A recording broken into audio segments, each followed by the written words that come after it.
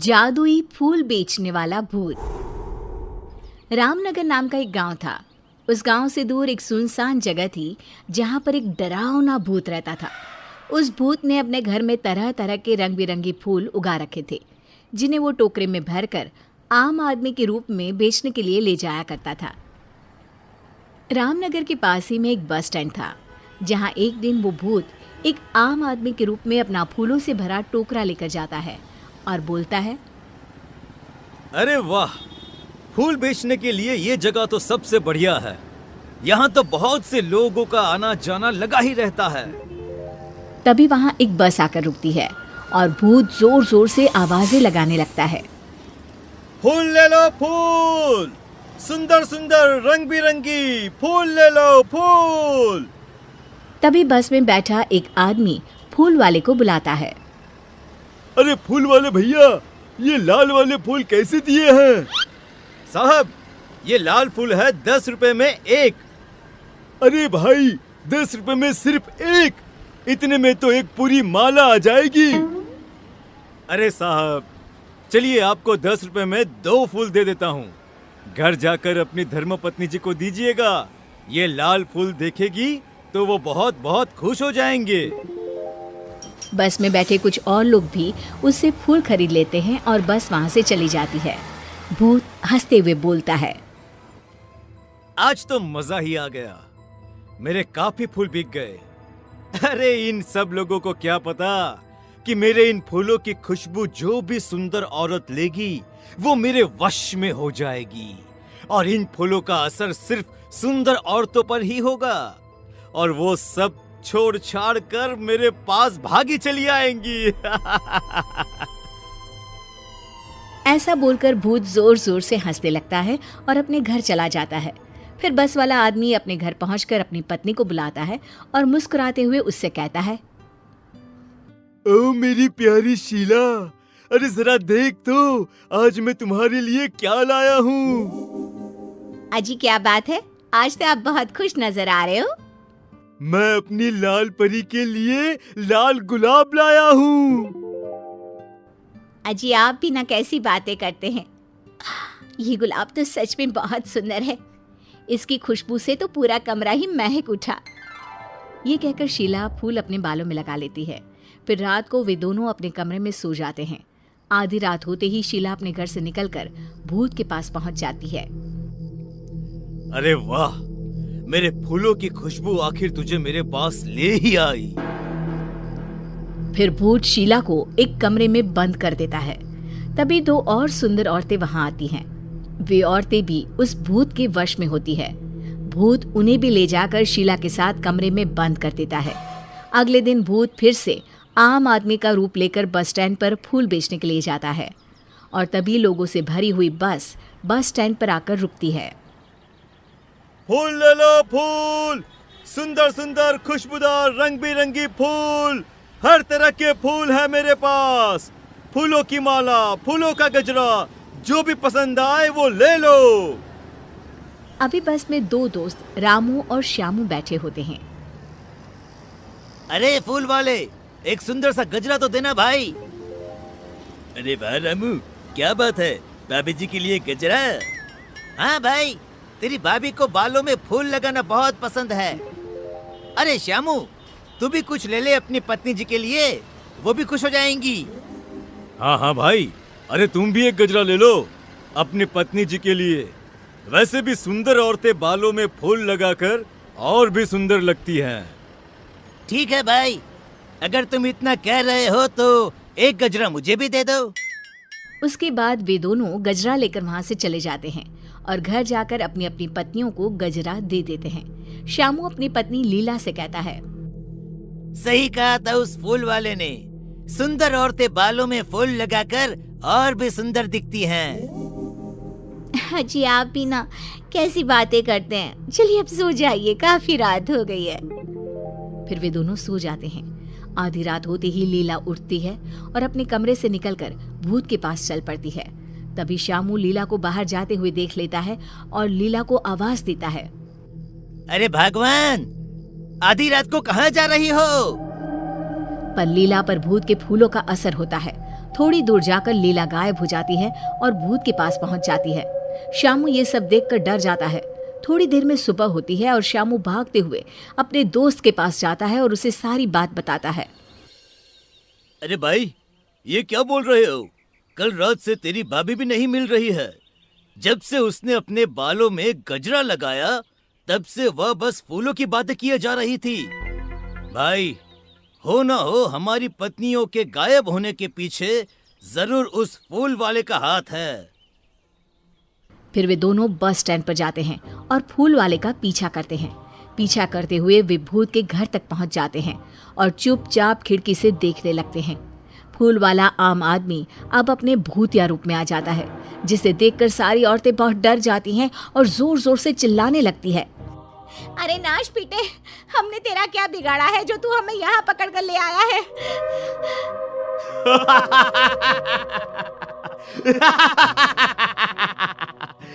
तुम सुंदर औरतों के खून से ही तो मेरे इन सुंदर सुंदर फूलों को शक्ति मिलती है। जितनी ज्यादा फूलों को शक्ति मिलेगी मैं उतना ही ताकतवर बनूंगा और फिर पूरे गांव पर सिर्फ मेरा ही राज होगा। आज आधी रात को ही मैं एक एक करके तुम सारी सुंदरियों का खून अपने फूलों में डालूंगा। रामू और श्यामू ये सब खिड़की से देख और सुन रहे होते हैं। तभी रामू बोलता है। अरे भाई श्यामू, यह फूल बेचने वाला तो भूत निकला। अब हमें इन सभी औरतों को भूत के चुंगल से निकालने के लिए कुछ न कुछ करना ही होगा। हाँ भाई, हमारी पत्नी भी तो हमारे लिए कितना कुछ करती है। आज हमारी बारी है इनके लिए कुछ करने की। ये कहकर दोनों गांव चले जाते हैं और गांव के सरपंच को सारी बात बताते हैं। तभी कुछ और लोग भी वहां आ जाते हैं। उनमें से एक आदमी सरपंच से कहता है। सरपंच जी, मेरी बीवी भी 2 दिनों से गायब है। कहीं वो भी उस भूत के पास तो नहीं चली गई? तभी रामू सरपंच से कहता है। सरपंच जी, मेरे पास एक आइडिया है। क्यों न मैं और श्यामू औरत के रूप में किसी तरह उस भूत के पास चले जाए और मौका मिलते ही उसके बगीचे से फूलों को तोड़ दे। अपनी पत्नियों को बचाने के लिए तुम सब उस शैतान भूत से भी लड़ने को तैयार हो। ये देखकर मुझे बहुत खुशी हो रही है। अरे भाई रात होने वाली है। भूत उन सब औरतों को कुछ करे उससे पहले हमें वहां पहुंचना होगा। ये कहकर सभी वहां से चले जाते हैं। रामू और श्यामू साड़ी पहनकर भूत के पास जाते हैं। अरे वाह, आज तो मजा ही आ गया। तुम दोनों कितनी सुंदर हो कि सबसे पहले मैं तुम दोनों का ही खून अपने फूलों में डालूंगा। भूत ये कहकर जोर जोर से हंसने लगता है। अरे मर गया रे नास पीटा, अरे सबसे पहले हमें ही मार डालेगा। रामू मौका देखकर सरपंच और गांव के बाकी लोगों को भूत के फूलों के बगीचे में ले जाता है और सभी मिलकर फूलों को तोड़ देते हैं। जैसे ही फूल टूटते हैं भूत जलने लगता है और जोर जोर से चिल्लाने लगता है। तुम दोनों ने मेरे साथ धोखा किया है, मैं तुम दोनों को नहीं छोड़ूंगा। आखिर भूत राख में बदल जाता है। सभी औरतें भूत के चंगुल से निकलकर बहुत खुश होती हैं और सब अपने गांव में करिश्मा नाम की एक छोटी सी बच्ची रहा करती थी। करिश्मा के माँ बाप का बचपन में ही देहांत हो चुका था और करिश्मा गांव के मंदिर के पास रहा करती थी। गांव के कुछ लोग उसे 2 वक्त का खाना दे दिया करते थे और मंदिर के पुजारी जी ने उसके मंदिर में रहने और सोने की व्यवस्था कर दी थी। अरे करिश्मा बेटा, आज सुबह से इतनी उदास क्यों बैठी हो? क्या बात है बेटा? कोई बात नहीं काका, रक्षाबंधन का त्योहार आ रहा है। सब लोग अपने भाई को राखी बांधेंगे, लेकिन मैं तो दुनिया में बिल्कुल अकेली हूँ। अरे बेटा, चिंता क्यों करती हो? जिसका कोई नहीं होता उसका भगवान होता है। ऊपर वाला है ना, वो तुम्हारी मदद जरूर करेगा। लेकिन भगवान असल में थोड़ी ना होते काका, भला वो मेरी मदद कैसे करेंगे? अरे बिटिया, ऐसे नहीं कहते। भगवान तो सब जगह होते हैं और देखना वो तुम्हारी मदद भी जरूर करेंगे। पुजारी जी के जाने के बाद करिश्मा उदास होकर मंदिर की सीढ़ियों पर बैठ गई। उसे कुछ भी समझ में नहीं आ रहा था। तभी कुछ देर बाद मंदिर में एक साधु आते हैं। क्या बात है बेटा, तुम ऐसे चुपचाप क्यों बैठी हो? क्योंकि मैं बहुत उदास हूँ। इस दुनिया में मेरा कोई नहीं, मैं बिल्कुल अकेली हूँ। अरे तुम्हें उदास होने की कोई जरूरत नहीं है। ये देखो, मेरे पास एक बहुत सुंदर फूल है। तुम इसमें धागा पिरोकर भगवान के हाथ पर राखी की तरह बांध देना। लेकिन उससे क्या होगा बाबा? उससे कुछ होगा नहीं बेटा, बस तुम्हारा अकेलापन दूर हो जाएगा और तुम्हारे जीवन में खुशियां लौट आएंगी। क्या सच में ऐसा हो सकता है? हाँ, रक्षाबंधन वाले दिन सुबह नहा धोकर मंदिर की जो मूर्ति है उस पर फूल की राखी बनाकर बांध देना। इतना कहकर साधु वहां से चले गए। अब तो करिश्मा बस हर दिन रक्षाबंधन के दिन का इंतजार करने लगी। 2-3 दिन इसी तरह बीत गए और रक्षाबंधन आ गया। करिश्मा सुबह सुबह नहाकर उस फूल में धागा पिरोकर भगवान के मंदिर पहुंची और उसने वो राखी भगवान की मूर्ति को बांधी। ठीक उसी वक्त वहां पर करिश्मा से कुछ साल बड़ा एक लड़का आया और उसने अपना नाम किशन बताया। अरे करिश्मा, तुम्हारी राखी तो बहुत सुंदर है। क्या ऐसी राखी तुम मेरी कलाई पर भी बांध सकती हो? वो क्या है ना, मेरी कोई बहन नहीं है। लेकिन ये राखी में जो फूल लगा हुआ है वो मुझे किसी साधु बाबा ने दिया था और मेरे पास दूसरा कोई फूल नहीं है। लेकिन मुझे तो तुम्हारे हाथ की बनी हुई राखी ही चाहिए, कहीं से भी लेकर आओ। अब मैं क्या करूं? भगवान ने बड़ी मुश्किल से मेरे जीवन में किसी को भेजा है। अगर मैंने किशन को राखी नहीं बांधी तो वो नाराज होकर चला जाएगा। सोचते सोचते करिश्मा मंदिर के बगीचे में पहुंची और वहां से उसने फूलों की मदद से एक सुंदर सी राखी बनाई और मंदिर में पहुंची। ये देखो किशन, मैंने तुम्हारे लिए बहुत सुंदर राखी बनाई है। नहीं, मुझे वही राखी चाहिए जो तुमने भगवान को बांधी है। लेकिन ये कैसे हो सकता है? वो राखी तो मैं भगवान की मूर्ति को बांध चुकी हूँ। तो कोई बात नहीं, वहाँ से वो राखी उतार कर तुम मुझे बांध लो और ये जो नई राखी तुमने बनाई है वो ले जाकर भगवान को बांध दो। किशन के बार बार जिद करने पर करिश्मा ने ऐसा ही किया। जैसे ही करिश्मा ने किशन की कलाई पर राखी बांधी, देखो, अब तुम्हें मुझसे कोई गिफ्ट लेना होगा। जब भी कोई बहन अपने भाई की कलाई पर राखी बांधती है तो बदले में उसे कोई ना कोई तोहफा लेना ही पड़ता है। लेकिन मुझे तो कुछ नहीं चाहिए। लेकिन अब तुम्हारा भाई आ गया है ना, अब से तुम्हें किसी के आगे हाथ फैलाने की जरूरत नहीं है। चलो, मैं तुम्हारे नए घर में लेकर चलता हूँ। करिश्मा किशन के पीछे पीछे चल दी। कुछ ही दूरी पर एक बहुत सुंदर सा छोटा सा घर बना हुआ था। देखो करिश्मा, आज से ये तुम्हारा घर है। ये समझ लो कि तुम्हारे भाई ने तुम्हें रक्षाबंधन का तोहफा दिया है। ये घर तो बहुत सुंदर है, मैं यहाँ पर रह सकती हूँ?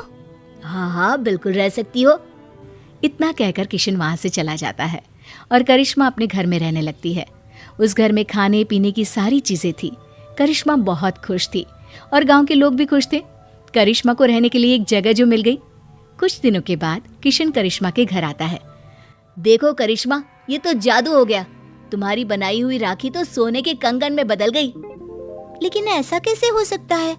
मैंने जो राखी बांधी थी वो तो एक साधारण सा फूल था। नहीं करिश्मा, वो कोई साधारण फूल नहीं था। अगर ऐसा होता तो वो सोने का कंगन नहीं बन जाता।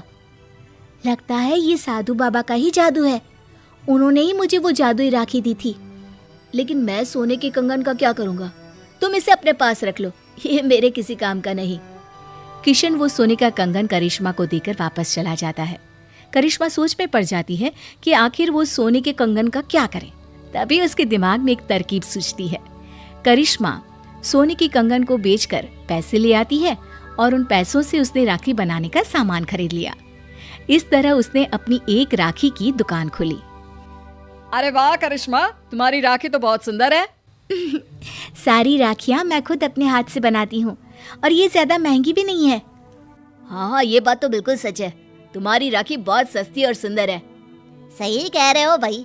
करिश्मा की बनाई हुई राखियां इतनी खूबसूरत होती है कि हम जिसे भी देते हैं वो खुश हो जाते हैं। अब दूर दूर से लोग करिश्मा की बनाई हुई राखियां खरीदने आने लगे और करिश्मा की राखियों की दुकान बहुत अच्छी चल पड़ी।